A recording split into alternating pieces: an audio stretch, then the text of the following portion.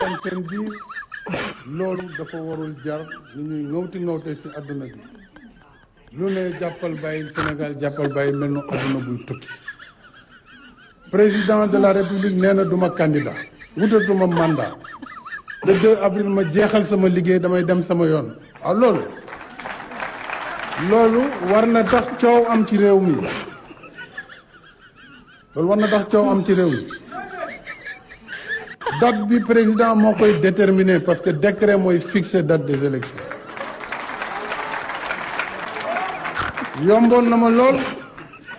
ma toog ne date bi nangam la te su boobaa ku mu neex ku mu nakhari foofa ngay dem parce que loolu mooy li am waaye dama ne du ma fixer date te tooguma ak réew mi déglu waa réew mi déglu candidat yi ci cette diversité am na candidat yu ñu jàllale am na candidat yu ñu téye président bu nekkul candidat newul damay toog bëgguma sax fekkee élection fekkee dëgg la ñuy wax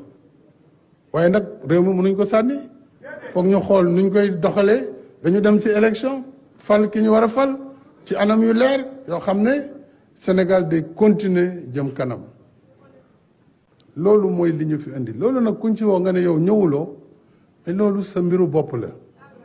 bu leen foog mu ne man ngeen ko def defuñu ko président de ku ne duma ñëw waxtaan ci sa bopp nga ko def suñu dialogué ba pare nag